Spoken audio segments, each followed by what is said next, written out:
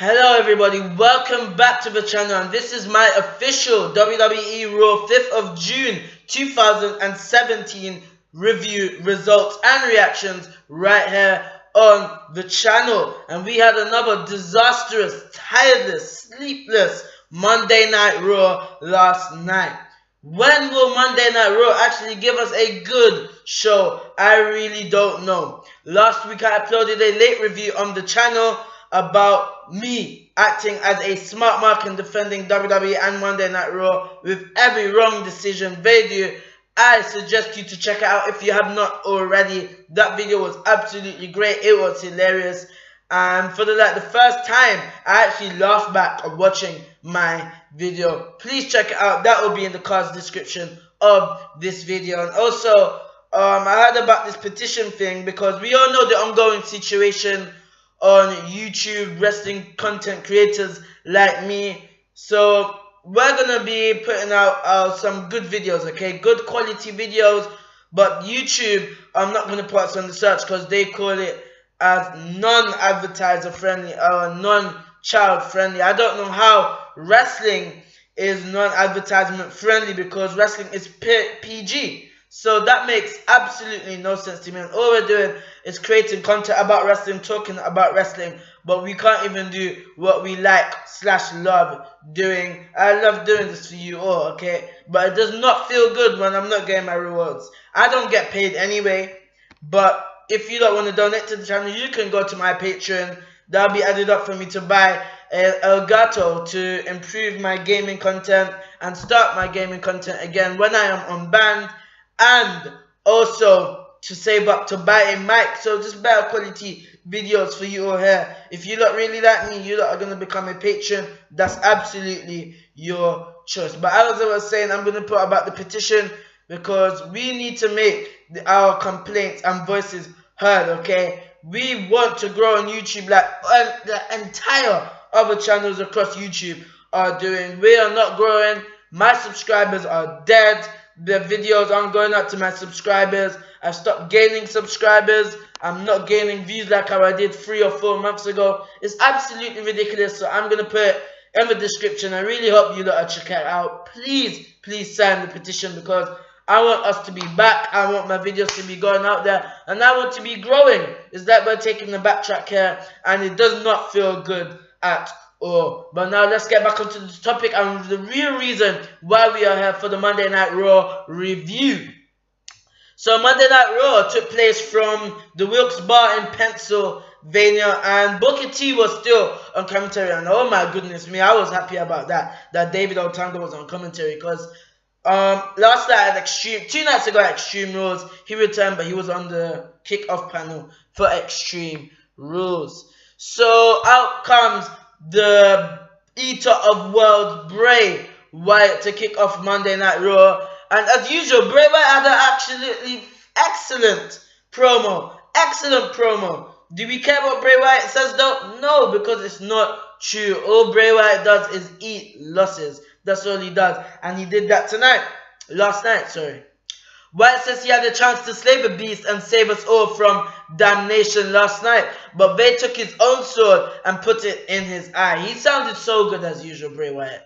Wyatt says he's still here and he's coming for all who are guilty. He says Finn Balor is guilty. Samoa Joe is guilty. Seth Rollins is guilty. Last but not least, Roman Reigns is guilty. So he calls everyone that he faced guilty, even though he lost the Fatal 5-Way match 2 nights ago at Extreme Rules. Fans boo Roman Reigns' name.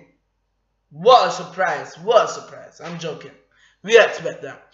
Wyatt has made a vow. One by one, they must all be punished, starting right here tonight with Reigns. So Wyatt goes on, but the music interrupts and out comes Roman Reigns to mostly boos. He just got absolutely booed, Roman Reigns, because he gets shoved down our throats. Reigns into the ring and says, and they stare each other down. The crowd chants, Reigns sucks, and they're loud with the mixed reaction. Reigns says this is why he's the guy. He shows what happens when you talk trash in his yard, and Reigns decks Bray Wyatt. Wyatt comes back in and they go at it to start the match. Wyatt dodged an early Superman punch, but gets stunned and goes to the floor for a breather. And then they went to commercial. And then all coming back, we had the match. This match went far too long. Yeah, it was an alright match, but it was pretty boring. It was long, too long in my opinion, and just boring. I don't really like Bray Wyatt and Roman Reigns in the ring together. This match definitely went about half an hour.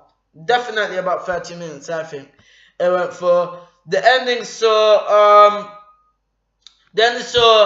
when both are down on the floor, now as the referee counts, Wyatt makes it back in at 8. Reigns Bailey makes it back in. They stare at each other from the mat. Reigns is up first. Wyatt jumps up and grabs Reigns for Sister Abigail, but Reigns counters with a roll up for a 2 count. Then Roman Reigns then nails a Superman punch and they spare for the win. So that great promo Bray Wyatt had earlier before this matchup meant absolutely nothing because he ate another loss there. Roman Reigns had to be booked strong since he lost 2 nights ago at Extreme Rules, so he needed a win here according to WWE. And Bray Wyatt is an absolute joke. Why move him to Monday Night Raw? Just keep him on SmackDown Live. I really don't know what the decision was here. We went back from the break and Charlie Caruso was with Enzo Amore and Big Cass. She brings up now how he's been attacked by mysterious attackers lately and asks how it hurts their match against Gallows and Anderson tonight. Who's Gallows and Anderson? Those complete bums. Enzo doesn't know who's attacking him, but he's going to catch a charge when he finds out. He also knocks Corey Graves' hairstyle. He goes on and Cass takes the mic saying Enzo likes Charlie. Cass says the fact that people think he has something to do with the attack is insulting. To make sure it doesn't happen again, he'll be watching Enzo's back from now on. We go back to the announcers and Cole asks Corey if he wants to say anything about what Enzo said. Corey doesn't offer his thoughts as he goes, and as he doesn't want to say the wrong thing, as he did last week, and we saw Big Cass confront him. And this angle is actually one of the most interesting angles right now on Monday Night Raw. Who is attacking Enzo Amore? Because I really don't think Big Cass is.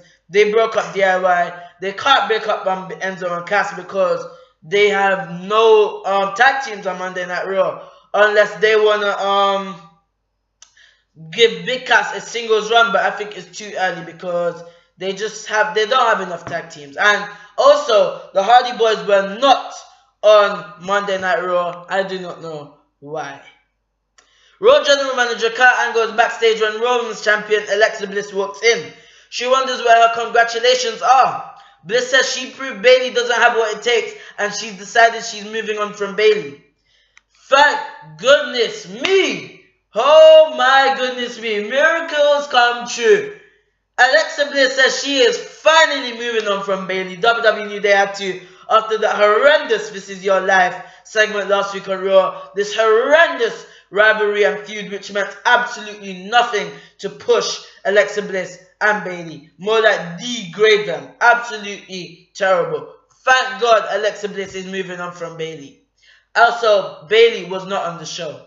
Bliss says she doesn't want to just celebrate her title reign tonight. She wants to celebrate her entire life and already has the guests lined up. She proposed an Alexa Bliss This Is My Life segment. I was like, oh no. Please no. Angle says that's a terrible idea as last week's segment on Bayley was one of the worst. I was like, wow. WWE really allowed Angle to say that? I was like, wow. Kurt Angle, you knew that segment was absolutely terrible. Angle reminds Bliss that she promised Nia Jax a title shot after Extreme Rules. Angle then makes Nia versus Bliss for tonight with the title on the line. Back from the break, and JoJo introduces Elias Sampson. He's in the ring with a spotlight and his guitar. Sampson asks who wants to work with Elias. He saw Leaf 4 earlier today and that inspired him to write this song. Sampson starts singing a song that knocks Wilkes-Barre, which is Pennsylvania, the arena they were in, and Dean Ambrose. The music interrupts and out comes no, he's not a lunatic fringe anymore. The former Intercontinental Champion, Dean Ambrose. We then had a match, Ambrose versus Elias Sampson. Well, things didn't really get underway because he attacked Sampson instead and tosses him out the ring. Ambrose loaded on Sampson and tossed him over the barrier. He goes back into the ring and grabs a mic. Ambrose says he's here tonight for one reason and one reason only. He wants The Miz and he wants his rematch right now. the new Intercontinental Champion, appears on the big screen with Maurice. Miz says Ambrose is confused because he didn't get the invitation. There will be no rematch tonight because there's an Intercontinental title comeback tour celebration. Samson attacks Ambrose from behind and drops him. He hits this beautiful swinging neck breaker and talks trash in Dean's face. You can see WWE are really building Elias Samson as a dominant force on Monday Night Raw. Back from the break, and Ambrose is walking backstage, mumbling about the Drifter. Kurt Angle walks up and Ambrose asks him where the Miz is, has his dressing room at. Angle says Ambrose will get his rematch, but not tonight because they have a contract for this championship celebration. Angle says Maurice has been planning it and he doesn't want to have to deal with Maurice. Angle tells Ambrose to leave the building and take the night off. It's not a suggestion. We then go to the ring and out comes the #1 contender to the Universal Champion, Brock Lesnar, Samoa Joe. Wow. Segment of the night, moment of the night of Monday Night Raw. Absolutely brilliant. Brilliant. That's why he's on the thumbnail, Samoa Joe and Paul Heyman. And I did say that for my Extreme Rules review, just imagine Joe and Heyman. Joe takes the mic and some fans are chanting his name. Joe says he's going to make his this really simple. Standing here is a man who does not fear Brock Lesnar. Joe said he's incapable of fearing Lesnar because he's far too envious of Lesnar. Joe wants everything Lesnar has and he wants to take it from him. Joe wants Lesnar's glided schedule where he's not forced to come out each week in front of the crowd. So he's basically taking a shot at Lesnar, saying he wishes he could have Lesnar's contract by not coming out every week. Lesnar is allowed to come, beat people up and go as he pleases. Joe wants to instill fear in men and he wants Paul Heyman. So Joe wants Heyman to be his advocate, negotiate his contracts and run his errands. Beautiful speech by Samoa Joe. He just looks so good in the ring. He's great on the mic and his facial expressions mean everything. But most importantly, Joe wants Lesnar's WWE Universal title. He says at Great Balls of Fire, he will be standing in the ring and looking at Lesnar in the eye before taking the title from him. Oh my gosh, it must be so embarrassing for a person of Samoa Joe's caliber to say Great Balls of Fire. What a ridiculous pay-per-view name. Ladies and gentlemen, interrupts as Heyman comes out to a pot. He marches to the ring and introduces himself. He also puts Joe over a bit for the Fatal 5 at Extreme Rules. Heyman asks permission before entering the ropes. Heyman says while Joe doesn't fear Lesnar, Lesnar does not fear Joe either. Heyman believes Joe likes that. Heyman goes on and calls Joe a worst case scenario for Lesnar because Joe doesn't give a damn. Heyman says only Joe wants to bring the fight to Lesnar. Heyman says he's not supposed to say this, but Joe wants to go to war with Lesnar. Heyman says even if Lesnar wins this match, he's not leaving the way he came in. So I love the way how they're hyping this up. Poor Heyman knows and hyping up Samoa Joe as a dominant force as they need to in the build-up to Brock Lesnar. Samoa Joe needs to look strong. Heyman knows Joe is going to take a piece of Lesnar with him regardless of the result. Heyman says it's his job to make sure Lesnar is Joe's worst case scenario at Great Balls of Fire. Heyman says if Joe wants Brock Lesnar, he's got Brock Lesnar. Heyman extends his hand for a shake and they shake. Heyman turns and goes to leave, but Joe grabs him and takes him to the corner for a chat without the mic. Man to man. This was just so good as this was getting so heated. Joe is absolutely brilliant. Joe's disappointed by Lesnar not showing up tonight. He says something very bad is going to happen tonight. And something bad did happen. Joe tells Heyman that he's going to wrap his arm around Heyman's throat. Heyman's going to feel it tighten and his vision is going to get hazy before he goes out. Joe wants Heyman to take this message to Lesnar that this was meant for Lesnar, that this is what Lesnar's future holds. I was like, oh my goodness me. Oh yeah. Joe applies a coquina clutch in the middle of the ring and yells for Heyman to tell Lesnar this. Joe snaps and fans boo as he tightens the hold. Referees hit the ring to try and break it up. Joe finally breaks the hold, leaving Heyman on his face. Joe marches to the back while officials check on Heyman. Absolutely great segment. Best of the night.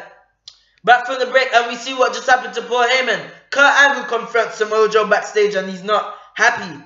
Joe says he will take out anyone who gets in his way on the road to Brock Lesnar. And I completely agree with Samoa Joe. He needs to. That's how he needs to be booked. Joe asks Angle if he's in his way. Seth Rollins gets in between them and says Angle isn't in Joe's way, but he is. Rollins runs Joe down and says he beat Finn Balor last night, not Rollins. Rollins goes on and Angle makes the match for tonight. Joe says Rollins has just made a mistake. We then had Cesaro and Sheamus versus Rhino and Heath Slater of the new two-time Raw Tag Team Champions, Cesaro and Sheamus. Quick match here. Very quick match. We saw Slater receive a bro kick by Sheamus for a very easy victory. After the matchup, Cesaro and Sheamus stands tall as we go to replays. Sheamus takes the mic and says that's how an intelligent team wins. That's why they beat the Hardys last night. Sheamus asks who is happy that the Hardys came back. They both take shots at the Hardys and brag more about becoming two-time champions before posing as the music hits. I don't know what they're going to do with Cesaro and Sheamus. Hardy Boys weren't here last night, but we all know that Cesaro and Sheamus and Hardy Boys are going to have another match for the Raw Tag Team titles, and I really don't know who's going to challenge Cesaro and Sheamus next. I don't know. TJP is backstage with Cruiserweight Champion Neville. TJ wants to talk about their deal for him to receive a title shot. Neville tells him to have patience, but Perkins doesn't want to hear that. Perkins says he stood by Neville for the past 2 months to help him with Austin Aries' problem, and now it's time for Neville to hold up his end of the bargain. Neville says TJ is right, and he's a man of his word. If TJ could take care of business tonight against Mustafa Ali, Neville will talk to Kurt Angle about the title shot. Then we had the match between TJP and Mustafa Ali. Ridiculous. What is this? 2 minutes? 2 minutes? Ali hit with a counter as he looks to make a comeback. Ali with a big tornado DDT from the ropes. Ali goes up to the top rope for the 450, but TJP blocks it. He scoops Ali up for the detonation kick and nails it for the win. Really? A bit of a nothing match here. Nothing match by two very talented men. After the match, TJP stands tall as we go to replays. Perkins makes his exit when the pyro goes off and out comes Neville. TJP meets him on the stage. Neville says he doesn't know how to break into this to TJP, but he spoke to Kurt Angle about the title shot and why he is the king of the cruiserweights. He's not a miracle worker. Neville's afraid he has some unfortunate news. So he's basically he never talked to Kurt Angle. He just used TJP to take out Austin Aries and injure him so that he can beat him. That's it. And also, Austin Aries was also not on the show. So that's all. He just used TJP. TJP turns his back and Neville, TJP says, yeah, Neville, I'll go to talk to Angle right now. He turns his back and Neville nails him from behind. Neville talks trash and drops TJP on the stage. I don't know if this is now another face turn for TJP. I don't know. Neville says Perkins will get his shot tomorrow night at 2:05 Live, which is tonight after SmackDown Live. Back from the break, we got another shot to June's production from Goldust. He says Archie thinks he can sit in Goldust' director's chair. Goldust quotes Gone with the Wind and says Truth thinks this is just a game. A juggling act for a clown. Not for Goldust, he sees the truth and the bigger motion picture here. Goldust says soon the biggest names in Hollywood and the brightest stars in the sky will be covered in gold. He says it's going to be so beautiful, the golden age is back. I don't know why they just don't let Goldust and R-Truth clash. I don't know. Sasha Banks, Dana Brooke and Mickie James are backstage talking. The Raw Women's Champion walks in and says hi, but they don't want to hear it. Sasha leaves. Bliss stops Dana and Mickie and starts talking nice to them. Bliss asks if anyone else is upset over Nia getting a title shot before them, so she tried to stir things up here. She points to Dana's success and Mickie being a deserving veteran. Bliss tries to rally the two and says they all have a Nia Jax problem. Dana disagrees and says Bliss has a Nia Jax problem. Mickie says she will be at ringside to watch Bliss deal with her problem by herself tonight. We go to the announcers and Kurt Angle appears to call Corey Graves to the side. Cole calls it one of the weirdest things he's seen. Well, Michael Cole, one of the weirdest things I see every week is Monday Night Raw. I don't know about you. We see Angle and Graves having a chat to the side, looking at something on Angle's phone. Graves returns to the announce table and then Cole asks him what's going on. Graves ignores the question and comments on Kalisto making his entrance. I'm really intrigued to see what they're talking about. And imagine if this is Triple H sending these provocative text messages about Kurt Angle and they make a matchup between Kurt Angle and Triple H at SummerSlam. Just imagine. I don't know. Kalisto versus Titus O'Neil. Who cares? Who cares? I don't care Kalisto won. That's what you need to wear. I don't care. Then, another interesting part here about Monday Night Raw. We see The Miz and Maurice walking backstage. They stop and see someone laid out. It's Big Cass. A referee runs over and checks on Cass, calling for more help. Enzo Amore runs over now and wants to know what happened. Cass recovers and sits up. He's got someone's neck chain in his hand. It appears to be Enzo's chain. Cass hands the chains to Enzo. So, back from the break, and Enzo is with officials checking on Cass. Enzo says whoever recently attacked him took the chain from him and planted it there. The referee puts ice on Cass's shoulder. Enzo is ready to go for the match, but the referee tells him to find a new partner. Enzo isn't happy and wants Cass to go out with him. Cass sells the attack and pairs to being backstage. So, this basically sets up that Big Cass is not the attacker. Big Cass is not the attacker of Enzo Amore, because even if he was and he's trying to make it not look like him, how could he put all of those stuff on top of him and actually want to injure himself? It makes no sense. It's not him. It's most likely the revival, but I want to see more of a surprise than that. I really don't know. I'm very intrigued though in this storyline. So then we had the Miz celebration tour, I think, of Intercontinental Championship tour returns. This was very, very, very, very good, okay? And there was this guy in a sorry, hold on. You lot, sorry. A paranoid Miz turns and attacks the bear. So the bear, we all thought it was Dean Ambrose. I thought it was Dean Ambrose inside the bear costume, laying him out with a skull crashing finale. Miz grabs the mic and goes to unmask the bear by saying he presents to us the former Intercontinental Champion, Dean Ambrose. He unmasked the bear, but it's not Ambrose, just some kid who can say he has now beat up by the Intercontinental Champion, says the Miz. Miz tosses the man over the top rope. We see a larger present being wheeled down the ramp by crew members. Now, Maurice looks on excited. Miz goes out of the ring and starts beating on the gift with a steel chair. Maurice yells and tries to stop him because it was a present she actually got for him. He destroys the nicely wrapped package as she pleads for him to stop, saying she worked hard on the present. But he thought it was the Miz. But it wasn't. Maurice says the gift is from her. He believes it's Ambrose. It's revealed to be a grandfather clock. Maurice cries and says it's timeless, just like Miz. She says he ruined it and shoves the mic in his chest before running off. She can't run in heels for sure, Maurice. Miz asks where she's going. He promises to get it fixed. Miz blames Ambrose for this and wants to know where he is. Miz returns to the ring and wonders if Ambrose bought a ticket if he's wearing a Kalisto Sin Cara mask. Miz rants about Ambrose and says he's scared of Miz. We see a cameraman enter the ring and stand behind Miz. Miz sees this on the big screen, so he sees everything that's taking place behind him. He turns around to fight, but Ambrose drops him with dirty deeds. Ambrose goes to bottle champagne and takes his swig as his music hits. Ambrose leaves as Miz recovers at ringside. I don't know what they're going to do with Miz. With Dean Ambrose. Dean Ambrose is absolute failure on Monday Night Raw. But this was a very, very good segment. This is the Miz that we saw on SmackDown Live. That's what we had here. Back from the break, and Gallows and Anderson are wrapping up their entrance. Enzo is out next with a mic. He hits the ring and says tonight he called in a favor since Big Cass is down and out. The favor is another 7-footer and you can't teach that. The music hits and out comes the Big Show. Enzo dances around but Show doesn't look impressed. He jokes about Show's weight loss and asks if he's joining 205 Live. That was pretty funny. Enzo says he weighs 206 and Show is in the ring with a heavyweight. Show finally lights up and does some comedy with Enzo, which was cringeworthy. Show does the usual Cash promo before the bell. Anderson starts a matchup with Enzo and takes control. Show gets a tag and unloads on Anderson. Gallows runs in, but Show easily takes on both of them. Show goes for a chokeslam on Anderson and hits it. Enzo tags in, goes to the top. Show presses Enzo and launches him onto Anderson for the win. Big Show and Enzo Amore win.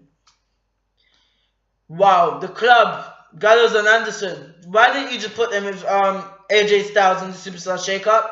I'd have much preferred you to move the club over to SmackDown Live so they could be with AJ Styles. What complete bums they are on Monday Night Raw. Jokes. That's what they are. Back from the break, and Enzo is with Big Show. They woke up on Big Cass. Cass says Show has been gone for a few weeks, and as soon as Enzo needs a partner, there he is. Cass says someone has been sneaking around attacking them, insinuating it's Show. Show says he's a giant, he can't sneak around. Enzo tries to kill the tension and invites Show to hang out with them. Show passes on the invite, but they appear to be on good terms as Enzo and Cass walk off. I can see Big Show versus Enzo and Cass. I can see it. We got another video from R-Truth, video from What's Up Productions. Truth caught a few good men, and now he says he's coming for Goldust. But he said this for the past few weeks. Truth goes on and says Goldust turned his back on him. Now Truth turns his back. Truth promises Goldust is going to get got. Mike Rome is backstage with Alexa Bliss. She's not happy about tonight's title match and says the division needs to treat her better. She then storms up. We then had the Roman Championship match between Nia Jax and Alexa Bliss, and my first thoughts to myself was, Nia Jax hasn't even been on television. Why has she deserved to be in a Roman Championship match? She hasn't been on television for the past few weeks. She also made a tweet when the Money in the Bank Women's Ladder match was announced on SmackDown Live, saying how, taking a shot at Raw's creative team, saying how SmackDown use their women every week, every single woman every week. So I'm surprised she actually got rewarded for this.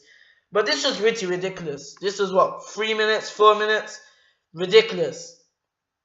Dana Brooke and Mickie James come down the ramp to watch ringside. Bliss smacks Nia and makes her mad to start. Nia launches Bliss across the ring a few times. Nia with a big splash in the corner. Nia misses another splash as Bliss sidesteps. Bliss jumps on Nia's back for a sleeper but gets tossed to the mat. Nia with elbow drops. Nia continues dominating Bliss as Dana Brooke and Mickie look on.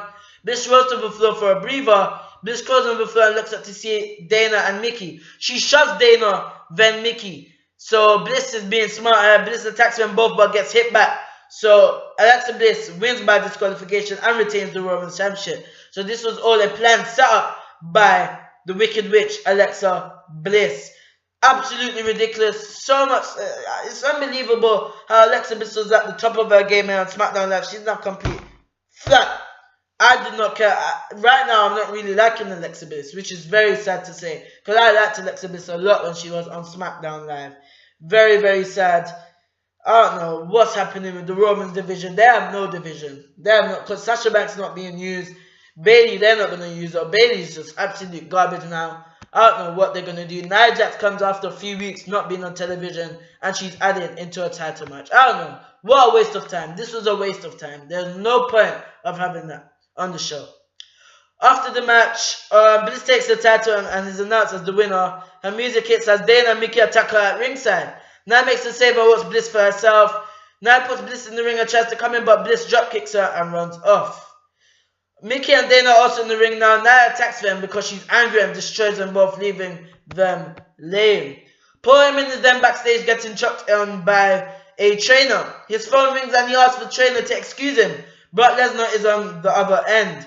Heyman says it's time Lesnar instilled the fear into Samoa Joe, but he does not have. Heyman wants Lesnar to show up on Raw next week, but he wants to do more than that. Heyman says it's time to unleash the beast. So we're going to see Brock Lesnar and Samoa Joe face to face next week on Monday Night Raw.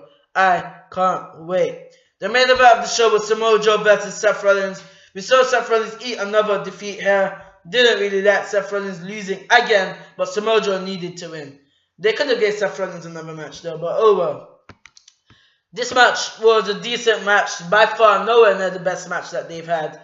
The Raw match in London and Payback match was better than this. We saw Rollins hit a Falcon Arrow for a close 2 count. Rollins ends up going to the top, but the lights go out. So Bray Wyatt's vignette cuts. I think this is because before Seth Rollins had the match with Joe, he talked about how Bray Wyatt is no god and he's no something like that. So Bray Wyatt took offense to this and distracts him. The lights come back on, but there's no Wyatt. Joe takes advantage and drops Rollins into the coquina clutch as Rollins taps out to end the match.